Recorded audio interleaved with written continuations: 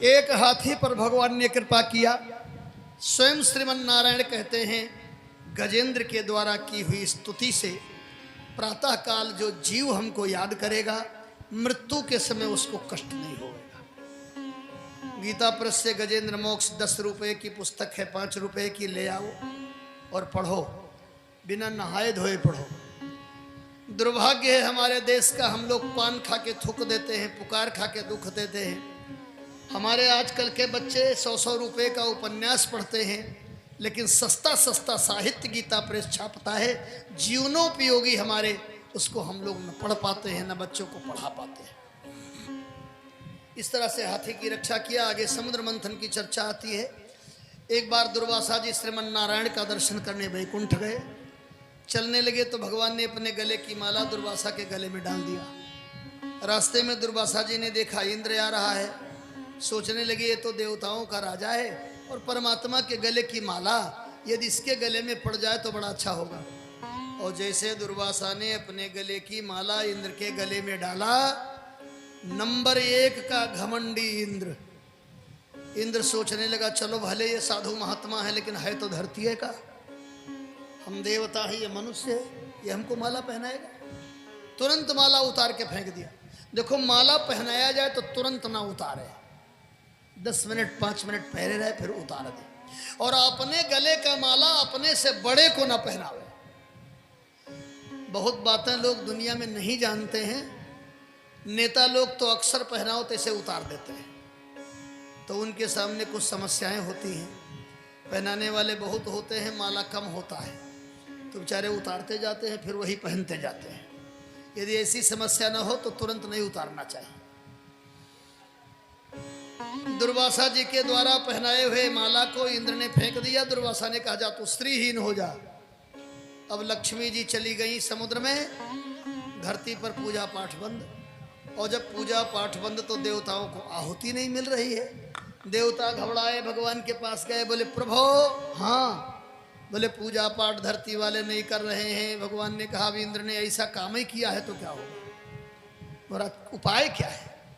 फिर से लक्ष्मी जी हम लोगों के ऊपर प्रसन्न हो जाएं, इसके लिए उपाय क्या है। भगवान ने कहा इसके लिए कई उपाय है। समुद्र मंथन, मंथन करोगे तो लक्ष्मी जी प्रकट हो जाएंगी। लेकिन अकेले मंथन नहीं करना, फिर बोले दैत्यों को भी मिलाना। जब तक ये दोनों शक्तियां दैवी और आसुरी इकट्ठा नहीं होंगी तब तक समुद्र मंथन नहीं होगा। भगवान ने रास्ता बताया। देखो भगवान के सहारे रहो तो रास्ता बताते हैं। स्वयं श्रीमन नारायण कहते हैं काम बनाना हो तो दुश्मन से भी हाथ मिला लेना चाहिए। काम बन जाए तो जो करे सो करे। इसलिए समुद्र मंथन में दोनों को रहना है। भगवान ने रास्ता बता दिया। विद्वान लोग सुनाते हैं अहिमूसक मैत्री, जैसे एक सर्प ने चूहों से मित्रता कर लिया और बाद में भक्षण कर लिया। देवराज इंद्र राजा बलि के पास गए और बोले राजन हम लोग यक्कै बाप के संतान हैं और बार बार लड़ते रहते हैं, चलो अब की बार हम लोग समुद्र मंथन करते हैं। ये समुद्र मंथन क्या है? कहा उसमें से अमृत निकलेगा और जिस अमर होने के लिए जिंदगी भर तपस्या करते हो, हम लोग भी अमृत पी लेंगे, आप भी अमृत पी लोगे, हम लोग अमर हो जाएंगे। राजा बलि बड़ा गदगद हुआ, करना क्या होगा? बोले 4 चरण में समुद्र मंथन की प्रक्रिया। एक चरण में अनेक प्रकार की घास फूस को ला करके डाल दिया जाए, औषधि को। दूसरे चरण में मंदराचल पर्वत को ले आया जाए। तीसरे चरण में बासुकी नाग को लपेट दिया जाए और चौथे चरण में मंथन किया जाए। एक चरण का काम हो गया, अनेक प्रकार की औषधियों को ला करके समुद्र में डाल दिया गया। दूसरे चरण का काम करना हुआ मंदराचल पहाड़ लाना, तो देवताओं ने कहा भगवान को याद कर लिया जाए। दैत्यों ने कहा इसमें भगवान की क्या जरूरत है। बिना भगवान के लोग गए, पूरा मंदराचल पहाड़ उखाड़ दिया और जैसे चलने को तैयार हुए दैत्यों ने सोचा ये घी दूध खाए खाए के देवता लोग बहुत बलवान बने हैं, एक तरफ से कर दिया ढीला, और जैसे ढीला किया अब वो पहाड़ अररधम कर गिर गिरो पीछे देवदानव शबे। पहाड़ के नीचे दैत्य और देवता दब गए, दब नहीं गए, मरी गए। अब एक दूसरे का मुंह देख रहे हैं और कहते हैं ऐसे एक बार और मंथन हो जाए तो समुद्र मंथन भी हो जाए और अमृत भी मिल जाए, जब कोई बचेगा तब तो पिएगा। दैत्य लोग प्रभु का स्मरण करने लगे, भगवान आए और श्री राम जय राम जय जय राम, श्री राम जय राम जय जय राम, श्री राम जय राम जय जय राम, श्री राम जय राम जय जय राम, श्री राम जय राम जय जय राम, श्री राम जय राम जय जय राम, श्री राम जय राम। जय जय राम। बाएं हाथ से भगवान ने मंदराचल पहाड़ को उठाया और समुद्र के किनारे ले आए। बांस की नाक को लपेट दिया गया, मंथन होने जा रहा है, पहाड़ धंसता चला जा रहा था। स्वयं श्रीमन नारायण कच्छप बन गए, कछुआ बन करके पहाड़ उठाया। बोलिए कच्छपावतार भगवान की जय। भक्तों ने कहा महाराज इतना बड़ा पहाड़ आप अपने पीठ पर धारण कर लिए हो, आपको कष्ट नहीं होगा? भगवान ने कहा बहुत दिन बीत गया, किसी ने हमारी पीठ नहीं खुजलाया, और जब मेरे पीठ के ऊपर पहाड़ चलेगा तो हमारे पीठ की खुजली मिट जाएगी। मंथन होने जा रहा है, 4 रूप बनाया भगवान ने। कछुआ बन करके पहाड़ को उठाया और तेज और ओज बन करके प्रवेश कर गए देवता और दैत्यों के शरीर में, और नींद बन करके प्रवेश कर गए बासुकी नाग में, कि कहीं बीचे में इसने समर्थन वापस ले लिया तो दूसरी रस्सी कहां से आएगी, इसलिए नींद बन करके प्रवेश कर गए उसमें। मंथन शुरू होने जा रहा है और मंथन करते करते थक गए, कुछ नहीं निकला। एक बड़ी प्यारी बात लिखी है, हमारे भगवान कभी कभी खिलवाड़ करते हैं, बड़े कौतुकी हैं। मंथन के पूर्व भगवान ने कहा, देवता हाँ तुम लोग मुंह की ओर चलो, अच्छे खानदान में पैदा हुए हो। दैत्यो चलो पूंछ पकड़ो, गंदी हवा सूंघो, चलो उधर। दैत्यो ने कहा चालाकी शुरू, हम पूंछ नहीं पकड़ेंगे, सांप की पूंछ अशुभ होती है। भगवान मुस्कुराए, आंख से इशारा कर दिए, देवताओं तुम ही लोग पूंछ की ओर चले जाओ। देवता पूंछ की ओर, दैत्य मुंह की ओर। जैसे सांप गरमाया, उगलने लगा आग, दैत्यों की झुलसने लगी शरीर। अब दैत्य कहते हैं पूछिए पकड़े होते तो अच्छा था। भगवान कहते हैं काहे पकड़ोगे? मंथन करते करते कुछ नहीं निकला, भगवान स्वयं मंथन करने लगे और स्वयं मंथन किए तो हलाहल विष निकला। देवता दैत्य बड़े उदास हुए, देवता ज्यादा उदास हुए। महाराज अब क्या होगा? भगवान ने कहा क्या हो गया? आपने तो कहा था अमृत निकलेगा। भगवान ने कहा अब भी हम कहते हैं अमृत निकलेगा, तभी जहर क्यों निकल गया? भगवान ने कहा इसी को कहते हैं संसार। अमृत पाने के लिए कोई चलेगा तो उसको विष पीना पड़ेगा। समाज में प्रतिष्ठा तब मिलती है जब वो निंदा सहने के लिए तैयार रहता। आप लोग खेती करते हो ना, ईमानदारी से बताओ, धान की खेती करते हो कि घास फूस की?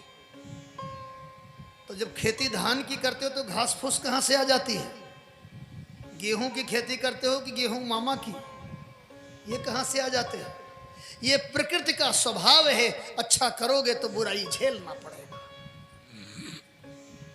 अमृत पाने के लिए जहर पीना पड़ेगा।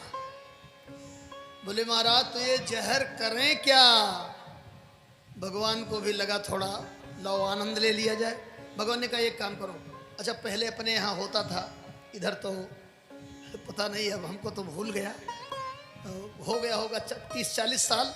हमारे भाई छोटे भाई खेती गृहस्थी करते हैं, लेकिन हमने उनसे कभी पूछे नहीं कितना गेहूं हुआ, कितना धान हुआ, कभी पूछे नहीं। क्या करते हो हम कभी पूछे नहीं। पहले हमको याद है जब अपने यहाँ राशि उठाई जाती थी तो उसमें से कुछ भगवान के लिए, पुरोहित के लिए निकाल दिया जाता था। आज भी होता है कि नहीं होता?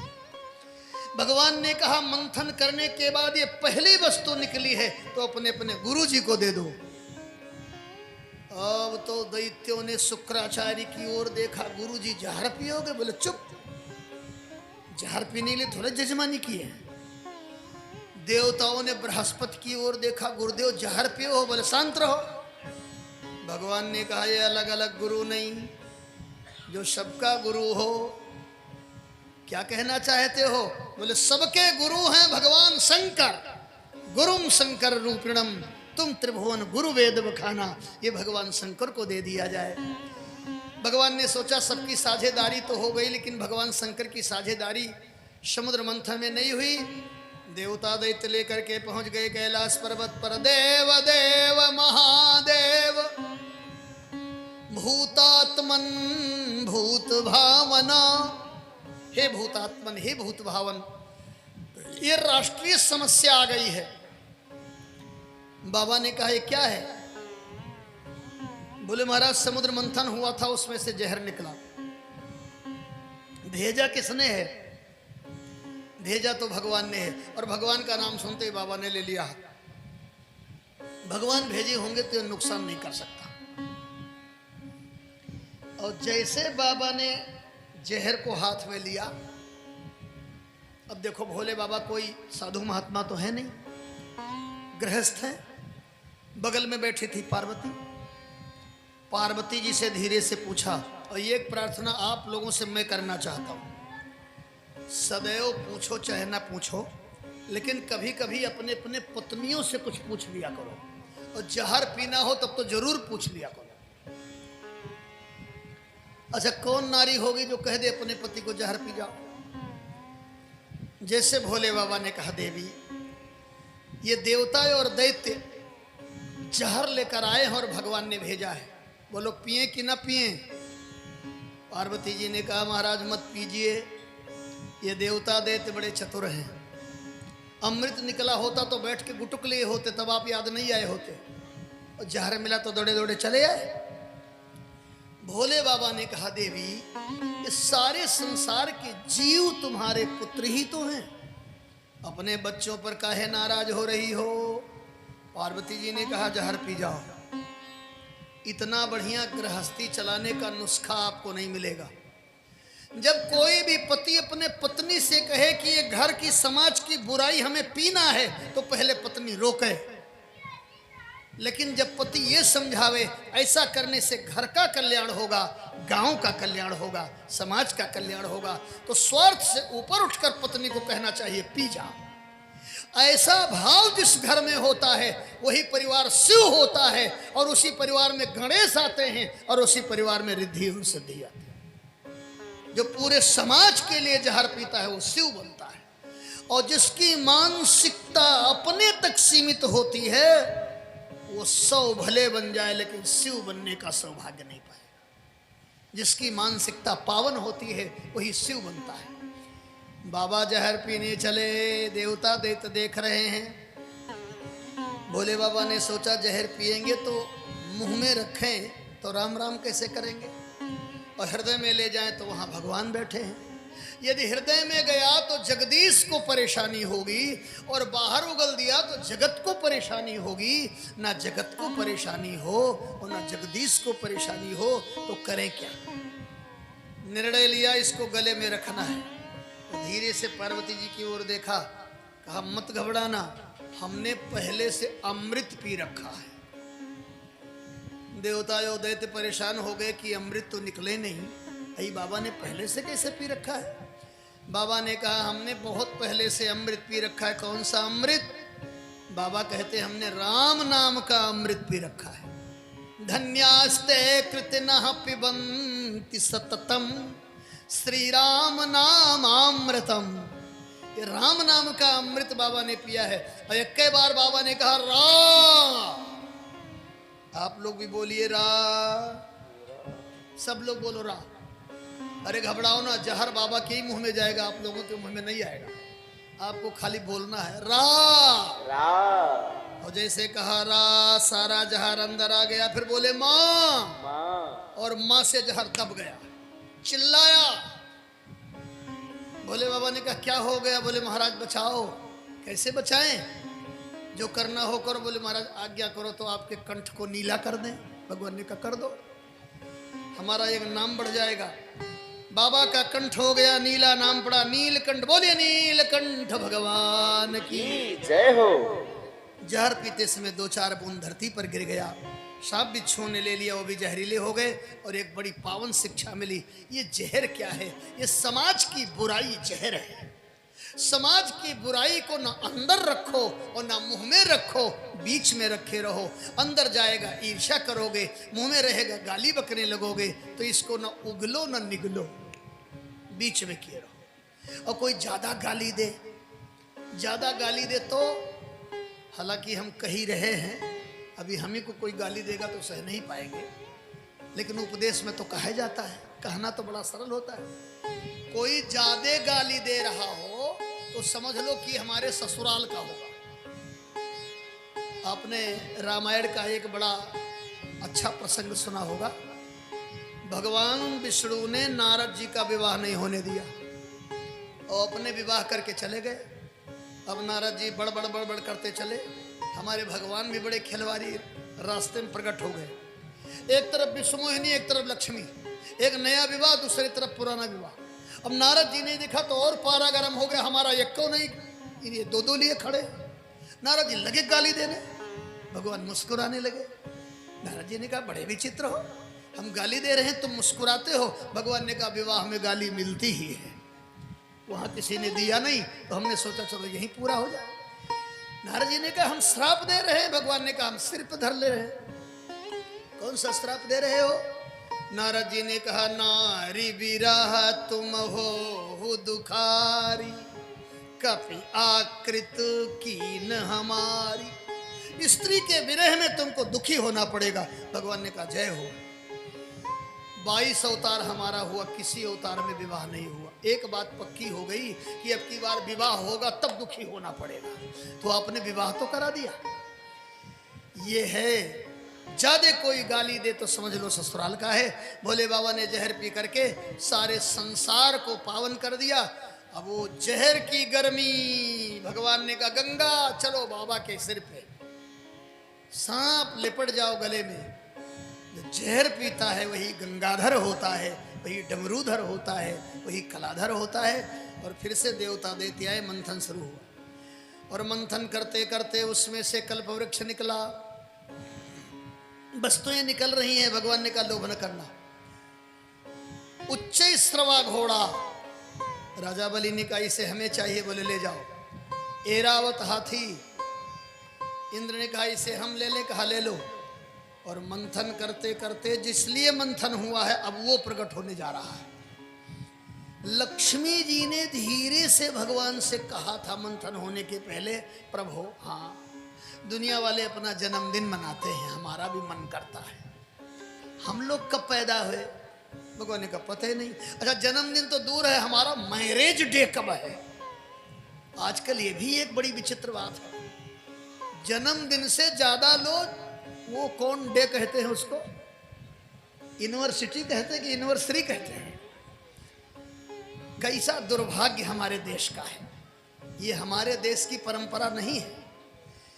हमारे देश की परंपरा इसलिए नहीं है क्योंकि हमारे यहाँ जो विवाह होता है सनातन धर्म की रीति रिवाज से, वो अग्नि को साक्षी दे करके, ये परंपरा विदेश की है। विदेश में हवाई जहाज में चढ़ते चढ़ते विवाह हो गया और उतरते उतरते तलाक हो गया। तो यदि किसी का बचा रह गया 10-20 साल तो वो लोग बहुत बड़भागी अपने को मानते हैं। ये हमारे यहाँ की परंपरा नहीं है। भगवान ने कहा इसी में से निकलिए और तुम्हारा जन्मदिन हो जाएगा, और बरमाला पहना देना तो तुम्हारा मैरिज डे भी हो जाएगा, विवाह वाला दिन। ठीक महाराज। अब मंथन हो रहा है और मंथन करते करते शुकाचार्य भगवान कहते हैं ततश्चावीरभू साक्षात श्री रमा भगवत प्रिया रंजयंती दिशा कांत्या विद्युत सौदामिनी यथा। श्रीमद् भागवत के 8वें स्कंद के 8वें अध्याय का 8वां श्लोक।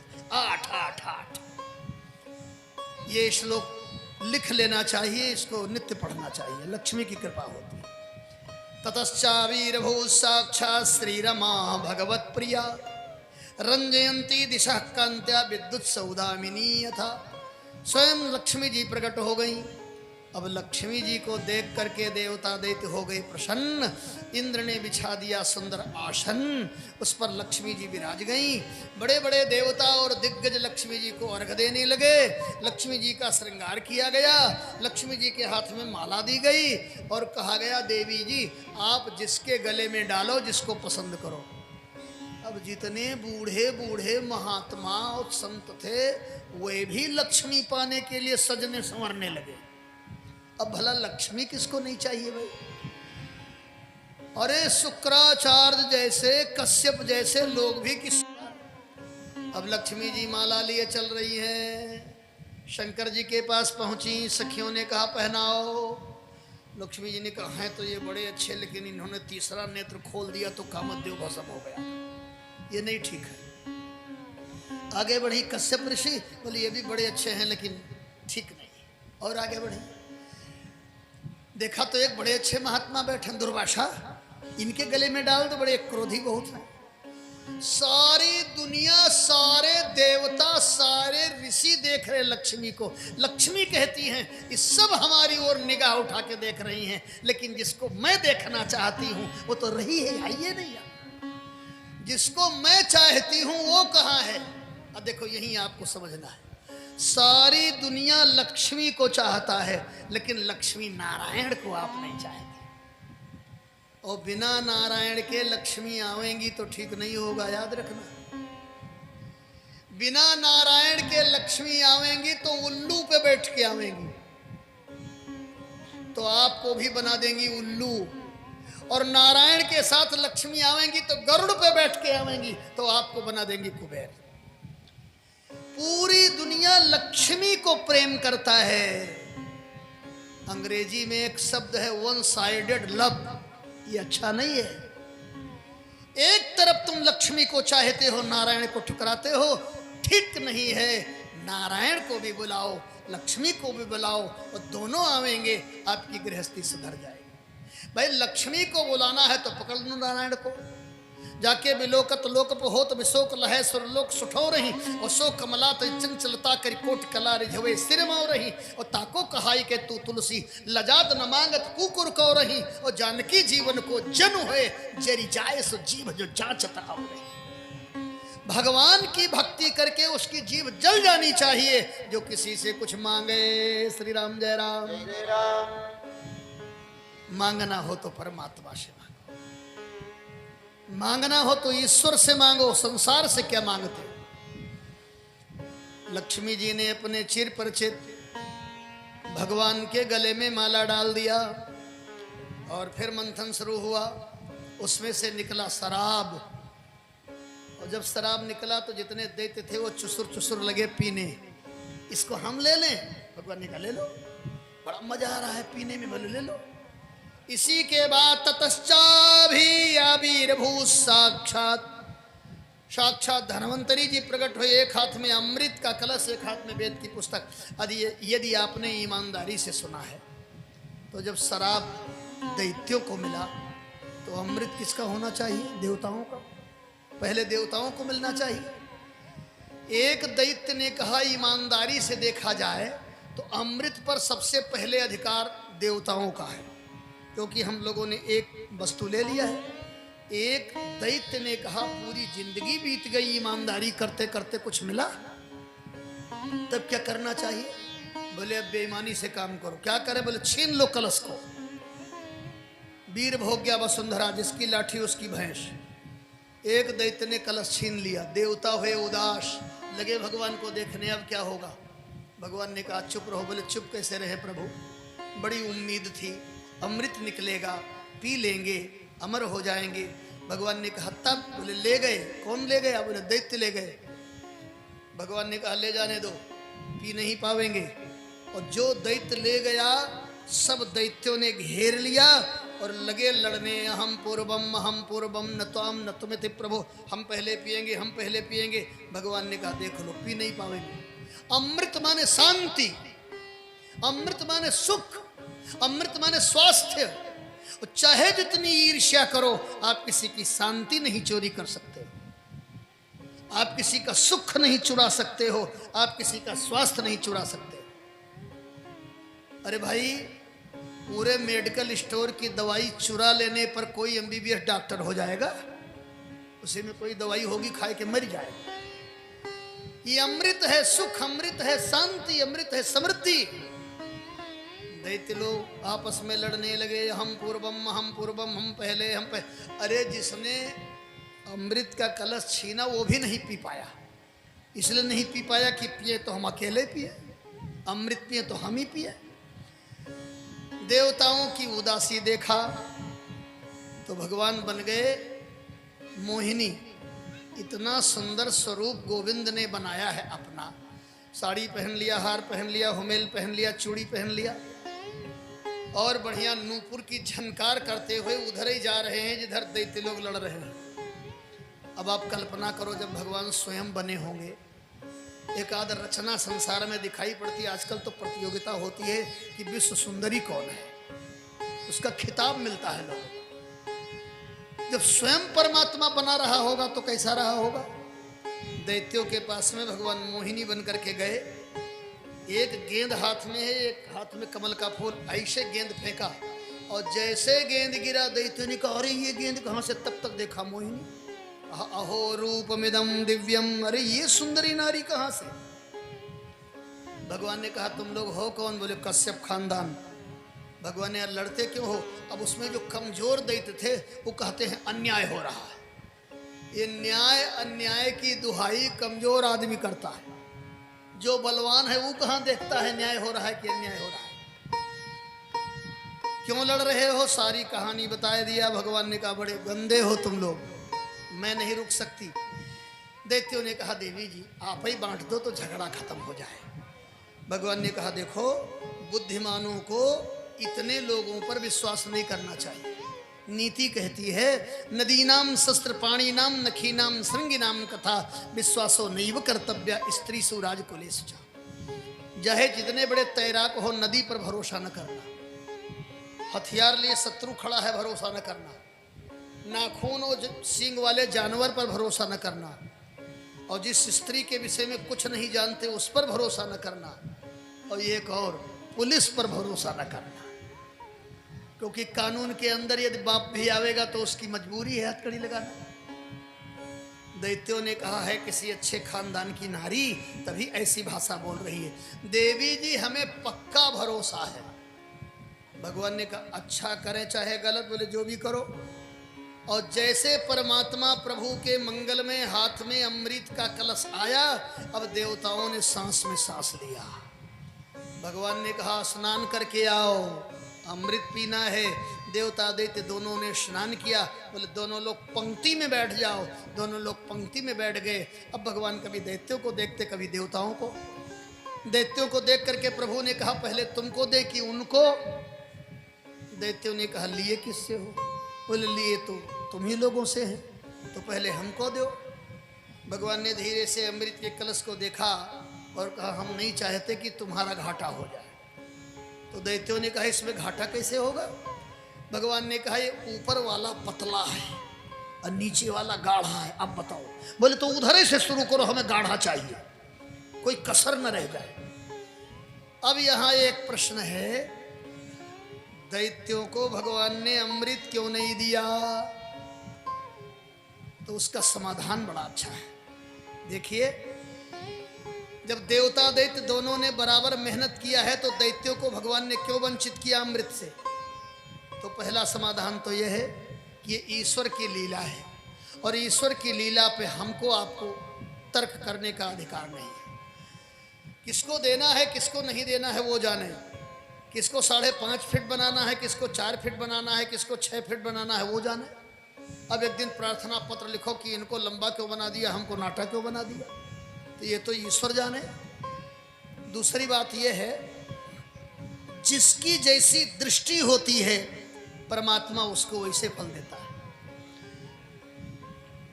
दैत्यों की दृष्टि है मोहिनी की सुंदरता पर। एक दैत्य ने तो यहां तक कह दिया देवी जी थोड़ा जल्दी करो। मोहिनी के रूप में भगवान ने कहा जल्दी मतलब? अरे कहा जल्दी जल्दी ये अमृत बढ़ जाए फिर और कार्यक्रम होना है। भगवान ने जानना चाहा और कौन सा कार्यक्रम है? अरे कहा अभी विवाह भी तो होना है, विवाह किसका? अरे तुम्हारा विवाह किसके साथ? हम लोगों के साथ। प्रभु ने कहा तुम लोग इतने हो, मैं अकेली हूं, कैसे विवाह होगा? बोले उसकी चिंता न करो, हम लोग आपस में लड़ेंगे, मरेंगे, कटेंगे, जो बचेगा विवाह कर लेगा। भगवान ने कहा सब तुम्हारा मनसूबा हम समझ गए, ना लड़ोगे, ना मरोगे, ना कटोगे, ना अमृत पाओगे। ये दृष्टि है दैत्यों की। और देवताओं की दृष्टि, देवता भगवान के चरण को देख करके कहते हैं प्रभु आप हमारे लिए स्त्री बन गए, आप हमारे लिए साड़ी पहन लिए, आप हमारे लिए चूड़ी पहन लिए, आप हमारे लिए हार पहन लिए। कितने दयालु हो प्रभु, अपने पुत्रों को अमृत देने के लिए आप नारी बन गए। तो याद रखना, जिसकी दृष्टि परमात्मा के चरणों पर होती है उसको तो अमृत मिलता है, और जिसकी दृष्टि संसार की सुंदरता पर होती है, अमृत तो दूर रहा, कभी कभी कुछ लोगों का गला भी कट जाता है।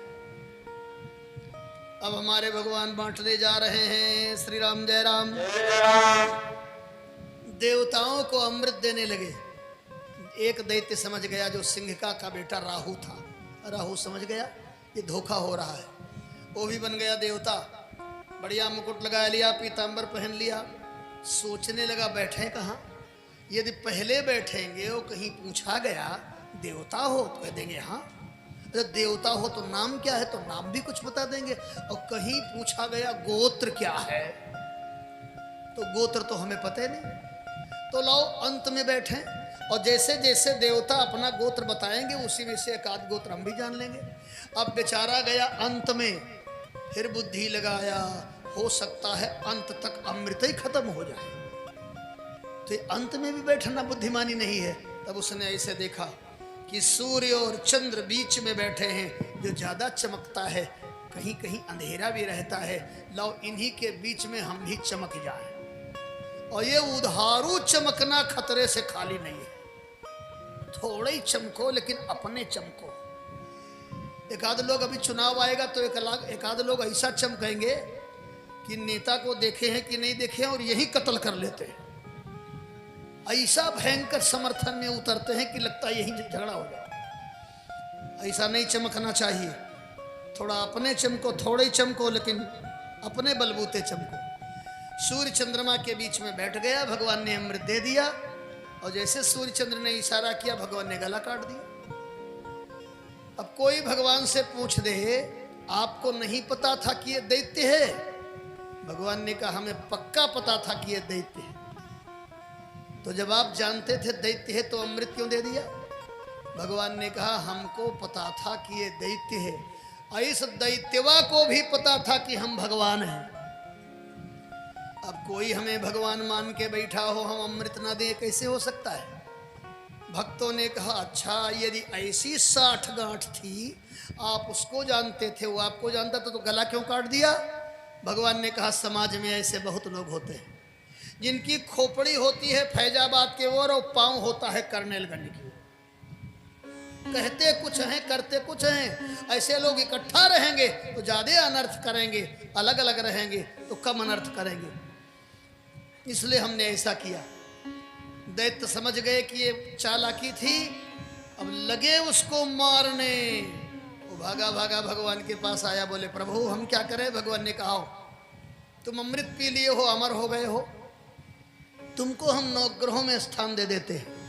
और दैत्यों को पता लग गया है तो छलिया थे भगवान अंतर ध्यान हो गए। श्री राम जय राम, श्री राम जय राम, जय राम। एक कथा यहाँ बड़ी अच्छी है। अमृत देवता दैत्य दोनों को भगवान ने दिया, लेकिन जिसके कर्म में है उसको अमृत मिलेगा। अमृत सवेरे सवेरे रोज बरस रहा है। कितने लोग हैं जो सवेरे सवेरे उठ करके अमृत पीते हैं? ये 4 से 6 के बीच में इसको कहते हैं उषा काल। अमृत भगवान रोज बरसाते हैं। अब जिसके पास पात्र होगा वही पावेगा। वर्षा होती है तो जल वहीं ठहरता है जहां पात्र होता है। एक और उदाहरण दें। किसी दिन आप मोटरसाइकिल स्टार्ट करके पहुंचे तो देखा पेट्रोल पंप पर भीड़ लगी है। पता लगा पेट्रोल फ्री है और आप टंकी पहले से फुल किए हो। बताओ कैसे लोगे? आपने पूछा कितना समय है, बोले 2 मिनट है। अब क्या करोगे? पैंट के जेब में भरोगे कि गमछम बांधोगे? इसी तरह से भगवान की करुणा नित्य बरस रही है, लेकिन आपने माया मोह काम क्रोध से पहले से हृदय भर रखा है। भगवान कैसे कृपा करेंगे?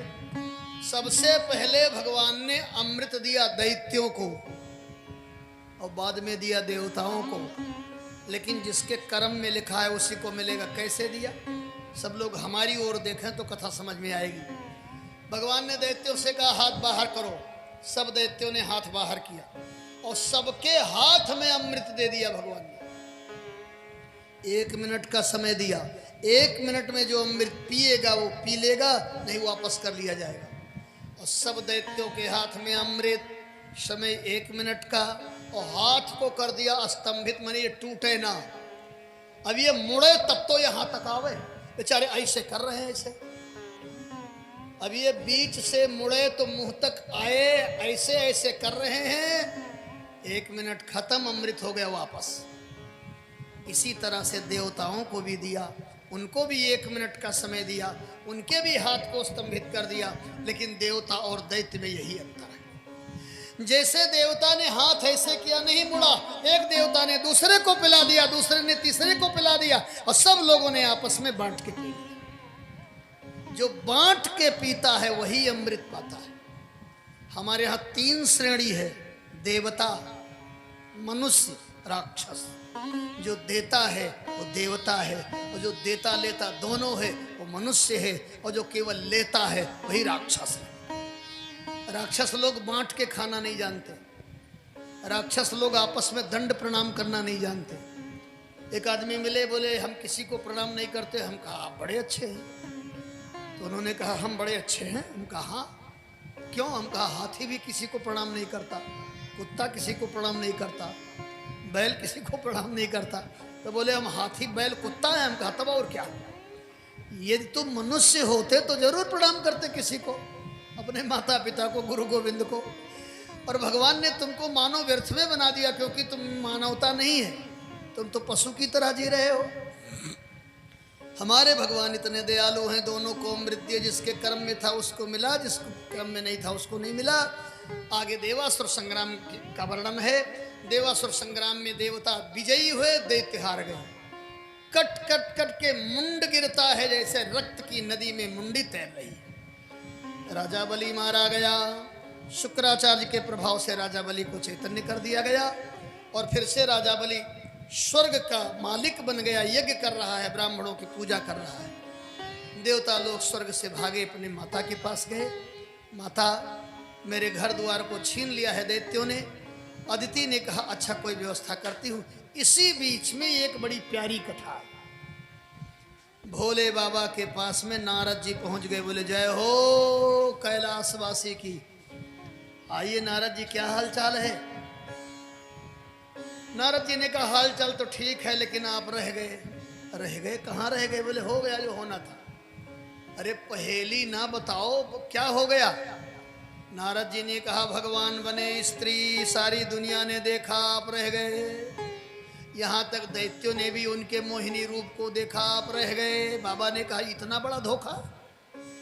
बाबा पार्वती को बैठाए बैल पर। वो बैल साधारण बैल नहीं, वो बैल पहुंच गया कहाँ? क्षीर सागर में। दूर ही से देखा भगवान विष्णु ने। लक्ष्मी जी से बोले देवी भोले बाबा आ रहे। भगवान विष्णु उठे से मिलने के लिए। भोले बाबा ने कहा दूर रहो। भगवान विष्णु ने कहा बाबा नाराज है, मनाना पड़ेगा। बाबा ने कहा हमको क्या मनाना पड़ेगा, मनाना तो आपको पड़ेगा। क्यों नाराज हैं आप? भोले बाबा ने कहा ये बताओ, आप स्त्री बने और पूरी दुनिया ने देखा, हम देख लेते तो क्या होता? अच्छा, तो इसलिए बाबा नाराज है। अरे भोले जी, वो रूप मैंने दैत्यों को छलने के लिए बनाया था। आप जैसे साधु महात्मा को उस रूप से क्या लेने देना? भोले बाबा ने कहा क्या बोले? साधु महात्मा? हाँ। पार्वती की ओर देख करके बोले ये साधुहीन हमारे साथ ही में है, हमको साधु महात्मा कहते हैं। अच्छा बाबा तुम नाराज ना हो।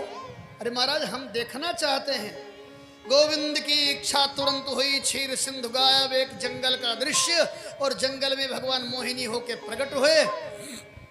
अब बाबा पार्वती जी को धक्का देके मोहिनी पीछे दौड़ पड़े, और दौड़े और न जाने कहां मोहिनी ले गई बाबा के शरीर से। तेज गिरा, और जहां जहां तेज गिरा वहां वहां सोने चांदी की खाने हो गई। ये है विज्ञान, पहले जहर पिला दिया और बाद में वही सोने चांदी की खान निकाल दिया। इस तरह से भोले बाबा को मोहिनी का दर्शन हो। इसमें एक कथा और जुड़ी है। आज कौन दिन है? मंगलवार। और मंगलवार को यदि ये कथा आ गई तो उसका स्मरण हो जाएगा। इसमें कथा ये जुड़ी है कि भगवान शिव जब मोहिनी का दर्शन करने गए, बहुत दूर मोहिनी के रूप में भगवान ले गए।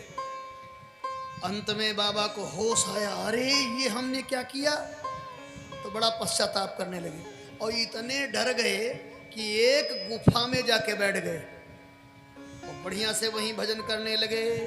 बहुत दिन बीत गया, ऐसे झांक रहे हैं कि कहीं मोहिनी तो नहीं आ रही है। नारद जी बीड़ा बजाते पार्वती जी के पास पहुंच गए। कहाँ हैं बाबा? बोले बाबा तो लौटे ही नहीं। नारद जी पहुंच गए जहां बाबा भजन कर रहे थे। दूर ही से भोले बाबा ने नारद जी को देखा, बोले नारद जी भाग जाओ, मोहिनी आ रही है। नारद जी ने कहा, बाबा जैसे आप मोहिनी से परेशान हो वैसे हम विश्व मोहिनी से परेशान थे। अच्छा तब तो आओ, बच्चे कैसे? बोले आप तो कम से कम कंदरा में बैठ के भजन कर रहे हो, और जब हम विश्व मोहिनी के चक्कर में पड़े तो हमने तो माला वाला सब फेंक दिया था। जप तप कछु न हो यही काला, ओहा विधि मिलई कवन विधि बाला। बाबा ने कहा तो बचे कैसे? बोले बस वही बताने आया। जब हम विश्व मोहिनी के चक्कर में पड़े तो हमने सोचा हमारा विवाह हो जाए। हमने भगवान से कहा सुंदर बना दो। भगवान ने सोचा इनको सुंदर बनावें कि बंदर बनावें। आज सुंदर बन जाएंगे तो ये जिंदगी भर के लिए बंदर बन जाएंगे, और आज बंदर बन जाएंगे तो जिंदगी भर के लिए सुंदर बन जाएंगे। तो भगवान ने हमको बना दिया बंदर। अब बंदर का चेहरा लेके जब हम गए तो विश्व मोहिनी निकली, हमारी ओर देखा नहीं। जही दिस बैठे नारद फूली, और सो दिस ते ही न बिलो कैसी भूली। मेरे बंदर के चेहरे को देख करके कभी विश्व मोहिनी ने देखा नहीं। विश्व मोहिनी ने समझा कि बारात में तमाशा होता ही है, तो शायद पिताजी ने एक बंदर भी तमाशा के लिए बुलाया होगा, और हम बच गए। भोले बाबा ने कहा नारद जी यदि बंदर बनने से आप माया से बच गए तो आप बने होंगे 2-4 घंटे के लिए बंदर, और हम प्रतिज्ञा करते हैं अगला अवतार हमारा बंदर का ही होगा और जिंदगी में हमारे पास माया नहीं होगी। वही भगवान शंकर हनुमान जी के रूप में आए और इनके जीवन में कभी माया नहीं है। रुद्रदेह तजने बस बानर भे हनुमान, पुरखाते सेवक भये हरते भे हनुमान। बोलिए हनुमान जी महाराज की।